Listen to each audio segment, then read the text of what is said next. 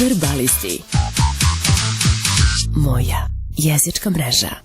Na zahtev svih fanova jezičke mreže Verbalisti da ponovo ugostimo popularnog glumca Milana Laneta Gutovića, evo mi ispunjavamo vaš zahtev i ja sam trenutno ovde u pozorištu na Slaviji, u društvu našeg glumca Laneta Gutovića. Hvala vam, Lane, što ste se odazvali još jednom da budete naš gost pre svega. Ništa, molimo.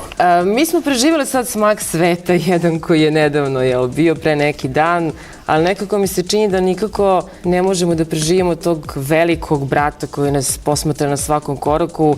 Pa u ovom našem realitiju u kome živimo, ako dodam i ovu trenutnu krizu, pa nespremne putare kada padne sneg, kako čovjek da se snađe u 21. veku? Pa mi fizički postojimo u 21. veku. Prema tome to snalaženje više ne spada u veštinu, nego u način opstanka, način mogućnosti, naše mogućnosti, lepezu naših mogućnosti koje bi nam pomogle da opstanemo u 21. veku. To sa putarima ne znam, nisam primetio, nisam putovao nigde, ali čuo sam da Kukumavče da nisu očišćeni putevi ili nešto slično.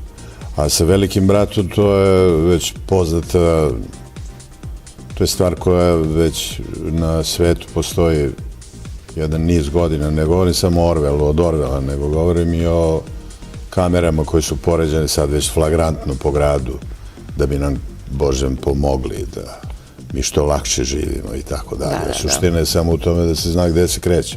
U zemlji Srbiji nedavno se desila promena vlasti koja je onako na prvi pogled konačno počela borbu protiv korupcije i lopovluka. Pala su čak i neka prva hapšenja.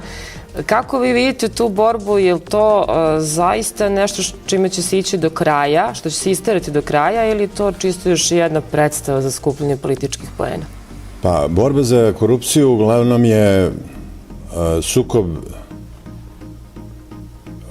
sukob jedne grupacije koja je došla na vlast, formalnu vlast, i druge grupacije koja je već vladala zemljom.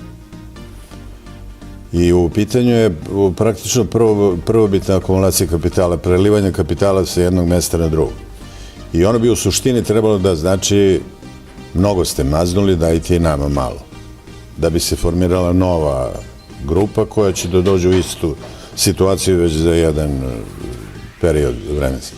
U ovom slučaju imao sam to zadovoljstvo ili priliku, kako se to već zove, da upoznam ljude koji su nosioci toga. Znači gospodine Vučića i gospodine Tomu Nikolića. Doduše, naše poznanstva nisu bile tako detaljna i duboka. Bili su i moji gosti u jednoj emisiji, kao što sam ja u vašoj emisiji. Da. I odavali su utisak, meni su ostavili utisak kao na ljude koji bi to i mogli da uradi. Delovali su prilično suicidno, onako, samoubilački su delovali, odlučni.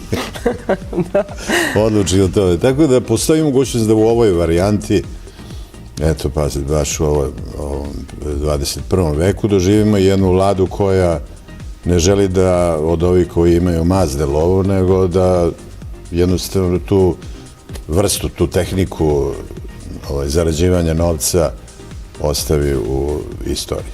A hoće li ova vlada malo više se pozabavi kulturnom scenom Srbije? Ne verujem, uopšte. Nemam nikakvu nadu u vlade koje dolaze da će jedna od njih imati razloga da se brine o kulturi. Zato što kultura u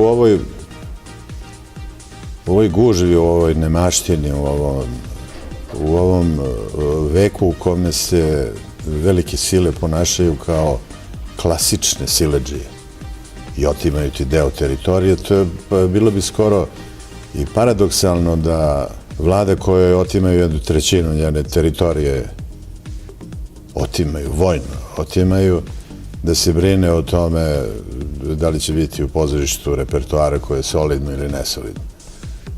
Ipak u tome mora da postoje u brigama o državi moraju da postoje neki prioriteti i naravno ovo nije prioritet. Kultura nije prioritet. Ne bi bilo ni logično da bude prioritet. Verbalisti.